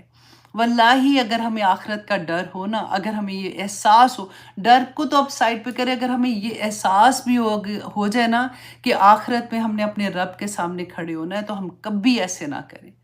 ہمیں اپنے اس بات کا احساس ہو جائے کہ ہم نے اپنے لمحوں کا حساب دینا ہے۔ یہاں پہ کرامن کاتمین لکھ رہے ہیں، اللہ سبحانہ تعالیٰ is watching us all the time, تو ہم کیسے نافرمانیاں کر سکتے ہیں؟ ہمیں شوق ہوتا ہے، آپ دیکھیں کہ زیادہ تر لوگوں کو نیکی کرنے کا شوق ہوتا ہے اور وہ کر بھی لیتے ہیں، لیکن پرابلم کہاں آتی ہے کہ جب اپنی برائیوں کو نکالنا ہوتا ہے، وہاں پہ آ کے مشکل ہو جاتی ہے۔ میں ہمیشہ یہ کہتی ہوں کہ جب مائیں بنتے ہیں نا ہم اسپیشلی، وہ اتنا مشکل مقام آ جاتا ہے، کیونکہ ہمیں تو یہی پتا تھا نا کہ شادی ہوگی تو پھر کپڑے ملیں گے، تو پھر اس کے بعد سیر کرنے جائیں گے تو میری ایسی زندگی ہوگی، وہ تو کیونکہ سارا وہ ڈراموں میں یہی دکھایا ہوا تھا اور فلموں میں یہی دیکھا ہوا تھا، اس سے پہلے تو اتنی عقل ہی کوئی نہیں تھی۔ اب پتہ ہی نہیں تھا کہ اتنا بھاری بوجھ اس ایک بچی پہ اور اس بچے پہ آنا ہے جو شادی شدہ زندگی میں پہلا قدم رکھ رہے ہیں۔ خطبہ نکاح کو سن کے دیکھیں اللہ سبحانہ تعالیٰ نے کس طرح سے ایک ایک دفعہ میں، رسول اللہ نے پورے قرآن میں سے جتنی آیات نکالی تھی، کیا کہتا ہے؟ اتقوا اللہ اتقوا اللہ اتقوا اللہ، اللہ سے ڈرنا، جس کو گواہ بنا کے تم اس رشتے میں آئے ہو، کیونکہ تم نے اگلی نسل کو تیار کرنا ہے، اگلی نسل کو تم نے اللہ سے ملانا ہے۔ اب وہ کون ہمیں بتائے گا؟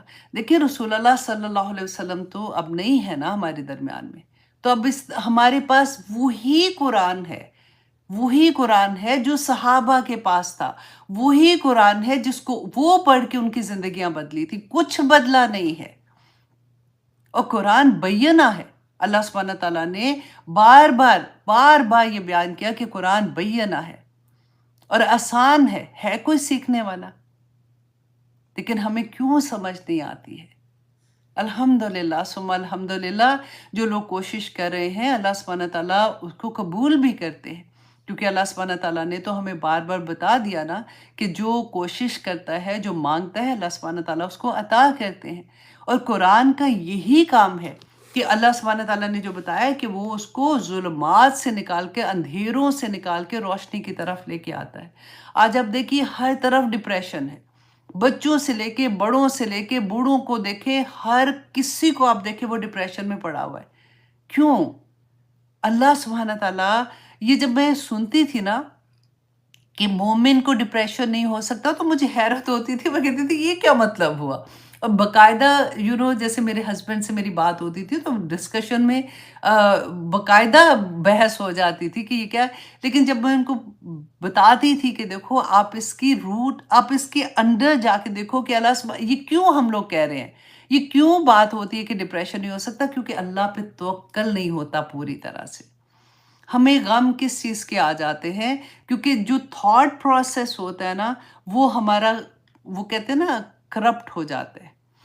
वहाँ पे प्रॉब्लम हो जाती है जब हमारे पास नेगेटिव सोचें आती हैं। आज की इंशाल्लाह आयत में आप देखेंगे कि अल्लाह सुब्हानहू तआला कैसे बयान करते हैं बनी इसराइल को कि किस तरह से उनकी सोचों को पॉजिटिव करते हैं।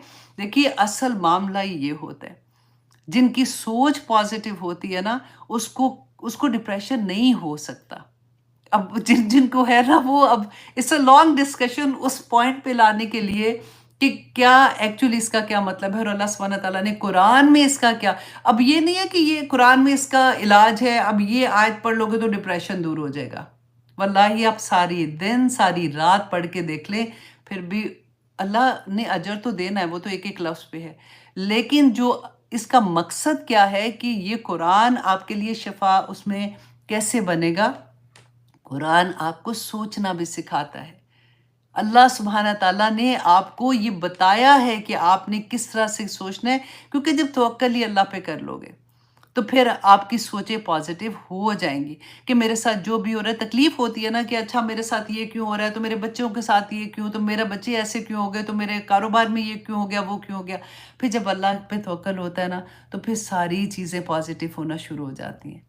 इंशाल्लाह एक दिन मैं कोशिश करूंगी, क्योंकि ये इतना लंबा टॉपिक है कि मैं सिर्फ इसके बारे में बात करूं और मैं इसको अच्छे से हम लोग डिस्कस कर सकें, ताकि हम समझें कि इस कुरान को अल्लाह सुब्हानहू तआला ने शिफा क्यों कहा है। इसलिए कहा है कि ये पढ़ के बस चलते फिरते ये पढ़ लो तो इंशाल्लाह उससे निकल जाओगे, नहीं होता। आप देखिए, जब आपके सामने खाना पड़ा हुआ है, आप कितना भी कहेंगे ना, खाना मुंह में आ जाओ, खाना मुंह में आ जाओ, खाना मुंह में आ जाओ, नहीं आएगा, है ना? नहीं आएगा। ये हमें अकल है। तो फिर ऐसे कैसे हो सकता है कि जब हम खुद अमल ना करें, खुद कोशिश ना करें, वो कोशिश जो मेरे रब ने हमें बताई है, वो कोशिश जो हमें रसूलुल्लाह सल्लल्लाहु अलैहि वसल्लम ने बताई है, हमें अगर वो कोशिश नहीं करेंगे तो कुछ नहीं होगा। आप डॉक्टर से बात करके देख लें। जो अगर डिप्रेशन भी होता है ना, तो डॉक्टर्स आगे से क्या कहेंगे आपको कि जी ये दवाई है, आपने खानी है। अब दवाई ने अपना काम कर लिया, अब आपने निकलना खुद ही से है। आपने अपनी कोशिश करनी है इस जुल्मात से, इस अंधेरों से निकलने के लिए। You have to work hard, you have to, जैसे घरों में बैठ जाते हैं, कमरों में बैठ जाते हैं, अब किसी से बात करने को दिल नहीं चाहता। तो ये एक लंबी डिस्कशन है। इंशाल्लाह मुझे उम्मीद है कि थोड़ी सी चीज़ से भी आपको काफ़ी चीज़ समझ आ गई होगी। अल्लाह सुब्हाना ताला जी हम सब के लिए आसानियाँ करे, और हमारी ज़िंदगी में जो भी जुल्मात हैं, अंधेरे जिस चीज़ के भी, परेशानियों के हैं, बीमारियों के हैं, किसी भी लेवल के हमारी ज़िंदगियों में जो परेशानियां हैं और ज़ुल्मात हैं, अंधेरे हैं, अल्लाह सुब्हाना ताला उनको नूर में बदल दे। और उसका एक ही तरीका है कि अल्लाह सुब्हाना ताला ने बता दिया कि वो कौन बदलेगा, ये कुरान बदलेगा। इस पे अमल करोगे तो बदलेगा। इससे पहले हमने सूरत रात में क्या पढ़ा था कि अल्लाह सुब्हाना ताला ने फरमाया कि जो दिल का सुकून है वो किधर है, वो इसी में है, इस कुरान में है, ज़िक्र में है, याद में है। तो आज आपने सेकंड चीज़ देख ली कि अल्लाह सुब्हाना ताला ने फरमाया कि अंधेरों से निकालने के लिए भी सिर्फ ये कुरान ही काम करेगा। अला यालमु मन खलक, क्या वो ही नहीं जानता जिसने पैदा किया था? अल्लाह सुब्हाना ताला दिलों के हाल जानते हैं। वो उसने एक एक बंदा, वो मशीनरी जिसने बनाई है, उसने उसको उसको इस्तेमाल करने का भी तरीका बता दिया कि इसमें जब तुम परेशानी लगेगी ना, जब तुम्हें तकलीफ होगी, जब तुम्हें लगेगा कि तुम गमों के अंधेरों में घुस गए हो, तो तुम्हें इससे निजात कौन देगा? ये कुरान देगा। इसको देखो कि अल्लाह सुब्हाना ताला ने इसमें सबकी चाबियां रख दी हैं कि किस तरह से बस तुम्हें खोलना है उसको। जब तुम खोलोगे तो तुम्हें ये सारा कुछ अल्लाह सुब्हाना ताला अता कर देंगे। لیکن اللہ سبحانہ تعالیٰ نے رسول اللہ صلی اللہ علیہ وسلم کو بھی کیا کہا، بِإِذْنِ رَبِّهِمْ، کہ تم اللہ کے اذن سے، اللہ کی توفیق سے ہی تم یہ کر سکتے ہو کہ اب یہاں پہ وہ بات آگے کی دعا بھی کرنی ہے کہ آپ نے اللہ سبحانہ تعالیٰ سے دعا کرنی ہے کہ یا پاک پروردگار اس قرآن کو ہمارے لیے آسان کر تاکہ مجھے اس کی سمجھ آ جائے۔ اللہم آرنی حقا حقا ورزقنا اتباعہ وارنا باطلا باطلا ورزقنا اجتنابہ۔ تو اللہ سبحانہ تعالیٰ انشاءاللہ زندگیوں میں ایسی ایسی چیزیں لے آتے ہیں کہ انسان کو لگتا ہے کہ او مائی گاڈ، یہ تو میں چیز سوچ رہی تھی، تو ایسے لگتا ہے کہ بس کیچ کرنے کی بات ہوتی ہے۔ کیونکہ جب القاء ہوتا ہے نا کبھی، تو آپ پتہ ہے وہ ایک لمحے کی بات ہوتی ہے کہ ایک دم سے آپ کو یہ لگتا ہے کہ او مائی گاڈ، مطلب یہ مجھے ایک میسج ریسیو کرنے والی بات ہے، تو آپ کو ساری سمجھ آنی شروع ہو جاتی ہے۔ تو اللہ سبحانہ تعالیٰ نے یہاں پہ جو فرمایا ہے کہ یہ سب کچھ ہوگا، ظلمات سے آپ نکالیں، رسول اللہ کو بتا رہے نا، لیکن نکالنے کے لیے بھی اللہ سبحانہ تعالیٰ کی اذن ہوگا تو ہی بندہ نکلے گا۔ اِلیٰ صراط العزیز الحمید، اور کس کے راستے پہ چلنا ہے؟ جو عزیز ہے، جو زبردست ہے، اس کا راستہ، اور حمید کہتے ہیں کہ جو اپنی ذات میں خود محمود ہے، اس کو کسی کی تعریف کی ضرورت نہیں ہے۔ کہ یہ نہ سمجھ لینا لوگوں کہ اللہ سبحانہ تعالیٰ فرما رہے ہیں کہ میری تعریف کرو، اور اللہ سبحانہ تعالیٰ کو اس کی ضرورت ہے، کیونکہ اللہ سبحانہ تعالیٰ فرماتے ہیں اللہ الذی، اللہ تو وہ ہے لہو ما فی السماوات و ما فی الارض، کہ جس کے پاس جو کچھ آسمانوں اور زمین میں ہے وہ سب اللہ کی تعریف کر رہا ہے۔ آسمان اور زمین میں ایک ایک ذرہ اللہ سبحانہ تعالیٰ کی تعریف بیان کر رہا ہے، اللہ کی عبادت کر رہا ہے۔ تم نہ بھی کرو گے اللہ سبحانہ تعالیٰ کو فرق نہیں پڑنا، کیونکہ اللہ سبحانہ تعالیٰ فرماتے ہیں نا کہ تم سارے کے سارے جتنے جنوں انسو سارے کے سارے تم اللہ کی عبادت کرنا شروع کر دو، اللہ کو تب بھی فرق نہیں پڑتا، اور سارے کے سارے اللہ کی نافرمانی کرنا شروع کر دو، اللہ کو تب بھی فرق نہیں پڑتا۔ اللہ سبحانہ تعالیٰ فرماتے ہیں کہ وہ اللہ ہے جو مالک ہے آسمانوں اور زمینوں کا، اور وَوَيْلٌ لِّلَّذِينَ وَوَيْلٌ، اور ویل ہے، ہلاکت ہے، لِلْكَافِرِينَ، انکار کرنے والوں کو۔ کن کو؟ جو قرآن کا انکار کرتے ہیں۔ أَفَتُؤْمِنُونَ بِبَعْضِ الْكِتَابِ وَتَكْفُرُونَ بِبَعْضٍ۔ بڑا ڈرنے والی بات ہے کہ کیا تم قرآن کے کچھ حصے کو تو ایمان لاتے ہو، کچھ کو انکار کر دیتے ہو۔ ویل للکافرین، ویل ہے، ویل ایسی وادی کو کہتے ہیں جسے دوزخ بھی پناہ مانگتی ہے، اور یہ ورڈ اللہ سبحانہ تعالیٰ نے ہمیں قرآن میں اکثر مقام پہ نظر آتا ہے، اکثر نہیں زیادہ، مطلب آئے گا آپ کو نظر، کیونکہ ویل للمصلین الذین هم عن صلاتهم ساہون، پڑھ کے دیکھیے وہ بھی اللہ سبحانہ تعالیٰ نے، میں جب یہ پڑھا تھا تو اللہ اکبر کہ ویل للمصلین، نمازیوں کے لیے ویل اللہ سبحانہ تعالیٰ ادھر کہہ رہے ہیں، تو اللہ سبحانہ تعالیٰ فرماتے ہیں کہ جو اپنی نمازوں سے غافل ہیں۔ پھر اللہ سبحانہ تعالیٰ نے فرمایا ویل لکل ہمزۃ لمزہ، کہ ویل ہے ان کے لیے۔ اب ہم سوچتے ہیں نا ویل اچھا کافروں کے لیے اللہ سبحانہ تعالیٰ نے ان کو کہا ہے، ہمیں تو کوئی فرق نہیں پڑتا، کہ جو آنکھوں سے اشارہ آپ نے کبھی دیکھا ہے پارٹی میں، ہم کہتے ہیں وہ دیکھو اس کو دیکھا ہے وہ کیا کر رہی تھی، آنکھوں سے یوں یوں اشارے کر رہے ہوتے ہیں۔ اللہ سبحانہ تعالیٰ فرماتے ہیں ان لوگوں کے لیے جو ایسے کرتے ہیں نا، ویل ہے، دوزخ کی ایسی وادی ہے جسے دوزخ بھی پناہ مانگتی ہے۔ الذین ویل نہیں سوری ویل ایک اور تھی، میری ایک آیا میرے بالکل ذہن سے نکل گئی ہے، لیکن اینی وے وہ آپ لوگوں کو سمجھ تو آ گئی ہے اس کی، کہ اللہ سبحانہ تعالیٰ نے کس طرح سے فرمایا کہ ان لوگوں کے لیے جو اللہ کی کتاب کا انکار کرتے ہیں، کچھ کو مانتے ہیں کچھ کو نہیں مانتے، من عذاب شدید، نہ صرف ویل ہے بلکہ اللہ سبحانہ تعالیٰ فرماتے ہیں شدید عذاب ہے ان کے لیے۔ اور اب آگے دیکھیے کہ اللہ سبحانہ تعالیٰ نے پھر اس کو کھول کے بیان کیا، کہ کیوں ہماری طرح کے لوگ ہوتے ہیں نا کہ چلو جی کافروں کے لیے بات ہے تو آگے چلو، آگے کیا ہے۔ اللہ سبحانہ تعالیٰ نے بیان کیا کہ یہ جو دو چیزیں ویل اور عذاب شدید کن لوگوں کے لیے ہے، الذین یستحبون الحیات الدنیا، وہ لوگ جو ترجیح دیتے ہیں الحیات الدنیا، دنیا کی زندگی کو، علی الآخرہ، آخرت کے بدلے میں۔ رک کے آپ اپنے آپ کو خود آنیسٹلی انڈر لائن کریں اور بعد میں اس پہ تدبر کریں کہ کیا میں اپنی زندگی میں آخرت کو ترجیح دیتی ہوں کہ دنیا کو ترجیح دیتی ہوں؟ میری ترجیحات کیا ہیں، مجھے پورے دن میں کیا آخرت یاد آتی ہے، میری زندگی میں صبح سے شام تک میں نے یا یہ کرنا ہے یا یہ کرنا ہے۔ تو جب بھی میں کوئی چیز کر رہی ہوں تو کیا میں یہ سوچتی ہوں کہ میری آخرت میں میں نے اس کا کیا جواب دینا ہے، میں اللہ سبحانہ تعالیٰ کے سامنے کھڑی ہوں گی تو میں نے کیا کہنا ہے۔ آپ کبھی جاب جب کرنے ڈھونڈنے نکلتے ہیں تو کبھی یہ سوچتے ہیں کہ میں نے ایسی جاب نہیں کرنی جہاں پہ رشوت ہے یا جہاں پہ سود کا کاروبار ہو رہا ہے، مجھے نہیں جاب کرنی ہے۔ کسی بھی چیز پہ، کسی بھی جگہ پہ جب آپ گھر سے نکلتی ہیں، آپ کبھی شیشے میں تو دیکھتے ہیں نا تیار ہوتے ہوئے، آخری دفعہ جب آپ نکل رہی ہوتی ہیں ایک دفعہ مڑ کے واپس شیشے میں دیکھ کے ایک سوال کر کے نکلا کریں کہ کیا میں جس حال میں باہر جا رہی ہوں میرے رب کو یہ پسند ہوگا؟ اور جب اگر میں جتنی دیر اس حالت میں اگر تو میرے رب کو یہ پسند نہیں ہے اور میرے رب کا یہ حکم ہی نہیں ہے تو میں جتنی دیر اس حالت میں رہوں گی میں کیا کروں گی؟ کیا فرشتے میرے اوپر رحمت بھیج رہے ہوں گے یا فرشتے کچھ اور بھیج رہے ہوں گے؟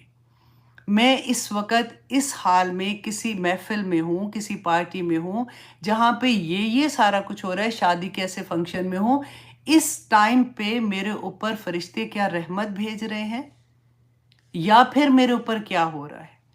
مجھے کیا وہاں پہ بیٹھے آخرت یاد آئی کہ میں ان لمحوں کا حساب اپنے رب کو کیا دوں گی؟ Go on and on and on and on کہ میں کہاں کہاں پہ کیا کیا سوچتی ہوں۔ ہم نے پتہ ہے کیا بنایا ہوا ہے، اگر کوئی مرنے کی بات بھی کرے گا نا ہم فوراً ٹھوک دیتے ہیں، چپ کرو، ایسی بات نہ کرو، مرنے کی بات نہیں کرو، ایسے جیسے مرنا ہی نہیں ہے۔ سب سے بڑی بات جو اللہ سبحانہ تعالیٰ نے پیدا ہوتے ہی بتا دی کہ تمہیں یہ بیماری لگی ہوئی ہے۔ جیسے کسی کو کہہ دے نا اللہ نہ کرے کسی کو کہتے ہیں کینسر ہو گیا تو آدھی جان ہی آدھی نہیں پوری نکل جاتی ہے نا، اور پھر اگر ڈاکٹر کہہ دے جواب دے دے تو پھر آپ سوچیں ہمارا کیا حال ہوتا ہے۔ یہ تو اللہ سبحانہ تعالیٰ نے پیدا ہوتے ہی بتا دیا کہ موت ہے، تمہیں موت کی بیماری لگی ہوئی ہے۔ ہم میں سے ہر ایک کو موت کی بیماری لگی ہوئی ہے، پتہ نہیں ہے کہ کس وقت جان نکل جائے گی۔ جب ہمیں کینسر کا پتہ ہوتا ہے تو ایک ایک لمحے کا کیا حساب ہوتا ہے، آپ سوچیں ذرا۔ ہمارا دل لگتا ہے اگر اللہ نہ کرے اس اسٹیٹ آف مائنڈ میں ہم ہوتے ہیں تو اس وقت کیا ہمیں کوئی چیز اچھی لگ رہی ہوتی ہے؟ نہ کپڑے پہننا اچھا، نہ کوئی بات اچھی، نہ کہیں جانا اچھا، نہ کچھ بھی۔ بس ایک ہوتا ہے کہ یا اللہ سے دے دے، یا اللہ سے دے دے، ہوتا بھی یہی ہے اور that is a normal thing. لیکن میرا مطلب یہاں پہ یہ ہے کہ ہمیں موت کی بیماری بھی تو لگی ہوئی ہے۔ ہمیں کبھی احساس ہوا کہ ہم نے تو جانا ہے، ہم سارا کچھ چھوڑ کے یہ دنیا کا تو ہم نے چلے جانا ہے، تو کوئی تکلیف نہیں ہوتی ہے۔ موت کو کبھی اس بیماری کے روپ میں دیکھیں۔ اللہ سبحانہ تعالیٰ ہماری آسانیاں کرے کہ اللہ سبحانہ تعالیٰ فرماتے ہیں کہ وہ لوگوں کے لیے وائل ہے اور عذاب شدید ہے، وہ لوگ جو دنیا کی زندگی کو ترجیح دیتے ہیں آخرت کے بدلے میں۔ اور پھر نمبر 2 کون؟ وَيَصُدُّونَ عَن سَبِيلِ اللَّهِ کہ وہ اللہ کے راستے سے روکتے ہیں، اللہ کے راستے سے روکتے ہیں۔ اب دیکھیے کہ خود تو کرتے ہیں، خود تو ایک اللہ کے راستے پر چلنا اور ایک دوسری طرف جانے والی بات ہے نا، کہ وہ کیسے روکتے ہیں اللہ کے راستے میں چلنے کے؟ اچھا میں وہاں جا رہی ہوں تو چلنا تو بس اب کافی ہو گئی ہے، اب چل مووی دیکھنے جا رہے ہیں، بڑی اچھی مووی آئی ہے۔ اللہ اکبر، کبھی اپنی باتوں کو غور کریں۔ جب آپ بیٹھے ہوتے ہیں کانسٹنٹلی آپ بات کر رہے ہوتے ہیں، یہ ڈرامہ لگا ہوا ہے تم نے نہیں دیکھا، اچھا تم بھی اس کو تم دیکھنا بہت اچھا ہے، اس میں یہ ہو رہا ہے، اس میں وہ ہو رہا ہے۔ تم کہاں کہاں پھنس جاتے ہو اور کہاں کہاں پھنساتے ہو۔ اب دیکھیے اللہ کے راستے سے روکنا کیا مذاق نہیں اڑاتے؟ کبھی حجاب والوں کا مذاق، کبھی کوئی داڑھی والوں کا مذاق، کبھی کسی نے پہنچے آدمی نے اوپر کیے ہوئے اس کا مذاق، عورت اوپر کر لے، وہ بے شک آدھی نکر تک اس نے پہنی ہوئی ہے اپنی پجامہ، وہ آپ اسٹائلش ہو جائے گی۔ اور اگر آدمی نے پہنا ہے، اگر رسول اللہ صلی اللہ علیہ وسلم کی سنت پہ عمل کرنے کی کوشش کر رہا ہے تو اس کا مذاق اڑائیں گے۔ کسی نے نقاب لیا ہوا ہے تو اس کا مذاق اڑائیں گے۔ کیسے کیسے آپ کو پتہ ہی نہیں چلتا۔ آپ کی باڈی لینگویج سے کئی دفعہ ایسا ہوتا ہے کہ کوئی بچی اگر اسلام کی طرف آ رہی ہے تو آپ کس طرح سے اس کے ساتھ بیہیو کر رہے ہوتے ہیں۔ اللہ اکبر۔ تو اللہ سبحانہ تعالیٰ فرماتے ہیں وَيَصُدُّونَ عَن سَبِيلِ اللَّهِ وَيَبْغُونَهَا عِوَجًا، اور تلاش کرتے ہیں اس قرآن پاک میں عوج۔ عوج کہتے ہیں کہ اس کو ٹیڑھ پن، جیسے اب دیکھیے اکثر سوال کیا ہوتا ہے، کیسے قرآن میں تو کوئی ٹیڑھ نہیں ہے، یہ کیوں تلاش کرتے ہیں کہ قرآن میں کیا عورت کو 2 عورتوں کی گواہی اور ایک آدمی کی، یہ تو مجھے سمجھ نہیں آئی بات کی. کیوں آدمی کو 2 حصے اور لڑکی کو 1 حصہ؟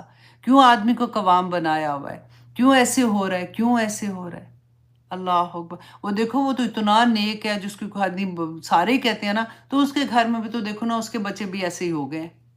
کہنا کیا چاہتے ہو کہ عمل کر کے تو کیا ملا ہے؟ تو ہم بھی